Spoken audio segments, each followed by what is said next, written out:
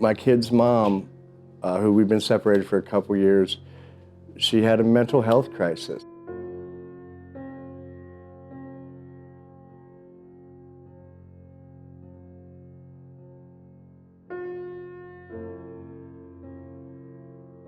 I took custody of the kids in September, but my daughter has autism.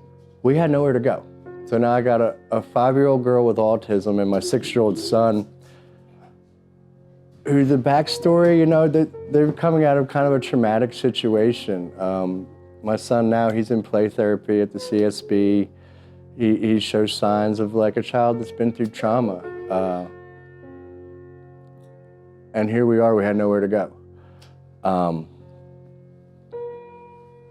I stayed at my one buddy's house and she was like Rapunzel up in the upstairs all the time, afraid to come downstairs. And then I remembered the Mercy House and the park they had there and how it's gated, and I thought that'd be a safe place to go. I remember being discouraged, like when the first day that I got there, I was like, oh man, here I am. I have to go to a shelter. That first night, just like exhaling after the past month that me and the kids had of bouncing around and feeling unwanted and feeling like we're in the way. Feeling like, you know what, maybe it's gonna be okay. You know, maybe we're gonna be okay. Maybe it's not so bad.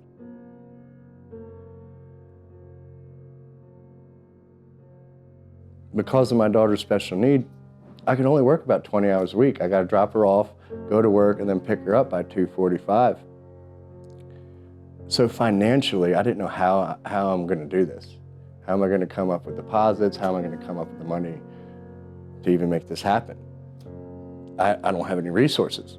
And that was one of the best things that worked out for me by coming to the Mercy House, because as soon as I came through the door, it just opened up tons of resources for me.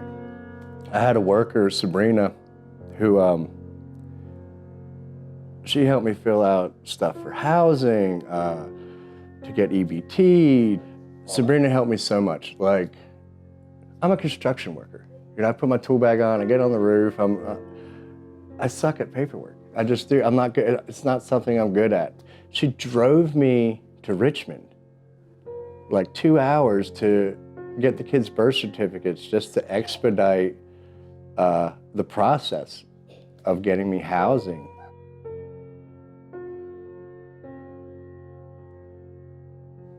Saving money is something I always had a hard time with. I was never really good at saving money.